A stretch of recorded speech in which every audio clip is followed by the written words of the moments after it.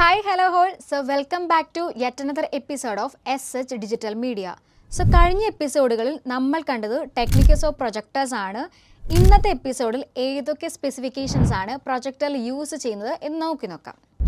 ഏറ്റവും ഇമ്പോർട്ടൻ്റ് ആയ ഒരു ഫാക്ട് അല്ലെങ്കിൽ സ്പെസിഫിക്കേഷൻ എന്ന് പറയുന്നത് റെസൊല്യൂഷൻ ആണ്.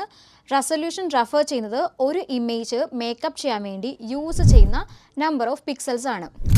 കോമൺ റെസൊല്യൂഷൻസ് എന്ന് പറയുന്ന HD 1280x720 പിക്സൽസും ഫുൾ HD ആയ 1920x1080 പിക്സൽസും അതേപോലെ തന്നെ 3840x2160 പിക്സൽസ് കൂടിയ ഒരു 4K UHD റെസൊല്യൂഷൻസ് അതേപോലെ തന്നെ 4K C4 റെസൊല്യൂഷൻസ് എന്നിവയാണ് കോമൺ റെസൊല്യൂഷൻ എന്ന് പറയുന്നത്. ഇതിൽ ഹയർ റെസൊല്യൂഷൻ പ്രൊജക്ടേഴ്സ് ഓഫർ ചെയ്യുന്നത് ഷാർപ്പർ അതേപോലെ തന്നെ മോർ ഡീറ്റെയിൽഡ് ഇമേജസ് ആണ്. ബ്രൈറ്റ്നസ് ആണ് മറ്റൊരു സ്പെസിഫിക്കേഷൻ എന്ന് പറയുന്നത്. ഇതിൽ ബ്രൈറ്റ്നസ് മെഷർ ചെയ്യുന്നത് പ്രൊജക്റ്റ് ചെയ്ത ഇമേജസ് ദാറ്റ് ഈസ് അപ്പിയർ ചെയ്യുന്ന സമയത്ത് അതിൻ്റെ വൈബ്രൻറ്റ് എങ്ങനെ ഡിറ്റർമിൻ ചെയ്യണം അല്ലെങ്കിൽ ലൂമൻസ് എങ്ങനെയാണ് എന്നതിനെ ബേസ് ചെയ്തിട്ടായിരിക്കും. ഒരു വെല്ലിറ്റ് എൻവയോൺമെൻറ്റിൽ ഹയർ ബ്രൈറ്റ്നസ് ഉള്ള പ്രൊജക്ടേഴ്സ് ആണ് നമ്മൾ റെക്കമെൻഡ് ചെയ്യുന്നത്. അതേപോലെ തന്നെ ഒരു ഡാർക്കർ റൂമിൽ ലോവർ ബ്രൈറ്റ്നസ് ഉള്ള പ്രൊജക്ടേഴ്സും റെക്കമെൻഡ് ചെയ്യുന്നു. പക്ഷെ നമുക്കൊരു ഡെഡിക്കേറ്റഡ് റൂം സ്പേസിൽ ഒരു ഹയർ ലൂമൻസിൻ്റെ ആവശ്യമില്ല. മറിച്ച് നേരത്തെ പറഞ്ഞ പോലെ പ്രൊജക്റ്റിൻ്റെ സ്ക്രീൻ സൈസും അതേപോലെ വ്യൂവിംഗ് ഡിസ്റ്റൻസ് എന്നിവ തിരഞ്ഞെടുത്തിട്ടാണ് നമുക്ക് റിക്വയർഡ് ആയിട്ടുള്ള ലൂമൻസ് നമ്മൾ തീരുമാനിക്കുന്നത്. അതും നമ്മൾ ലൂമൻസിനേക്കാൾ കൂടുതൽ പ്രയോറിറ്റി കൊടുക്കുന്നത് ആൻസി ലൂമൻസിനാണ്.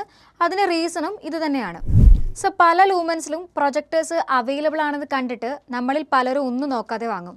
ബട്ട് ഒരു പ്രൊജക്ടറിൻ്റെ കറക്റ്റായിട്ടുള്ള ആൻസി സ്റ്റാൻഡേർഡ് നോക്കിയിട്ട് വേണം ഒരു പ്രൊജക്ടർ നമ്മൾ സെലക്ട് ചെയ്യാം. സോ ഒരു ലിവിംഗ് റൂമിൽ ഒരുപക്ഷെ കൂടുതൽ ആൻസി ലൂമൻസ് ഉള്ള ഒരു പ്രൊജക്ടർ അതേപോലെ തന്നെ ഒരു ഡെഡിക്കേറ്റഡ് കൺട്രോൾ റൂമിൽ കുറഞ്ഞ ആൻസി ലൂമൻസ് പ്രൊജക്ടേഴ്സ് ആണ് നമ്മൾ ഡിസൈൻ ചെയ്യേണ്ടത്. സോ ഒരു പ്രൊജക്ടർ ഒരു റൂമിലേക്ക് ഡിസൈൻ ചെയ്യുക അല്ലെങ്കിൽ അത് തിരഞ്ഞെടുക്കുക എന്ന് പറയുന്നത് ഒരു പ്രൊഫഷണൽ അപ്രോച്ചിലൂടെ മാത്രം ചെയ്യേണ്ട ഒരു കാര്യം തന്നെയാണ്.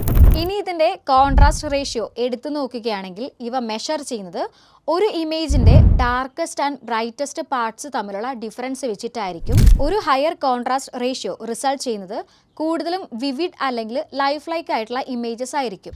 കാരണം ഇങ്ങനെയുള്ള ഇമേജസിൽ ഹൈലൈറ്റ്സ് അതേപോലെ അതിൻ്റെ ഷാഡോസ് ഒക്കെ തന്നെ ബെറ്റർ ആയിട്ട് നമുക്ക് പ്രൊജക്റ്റ് ചെയ്ത് കാണാൻ സാധിക്കും.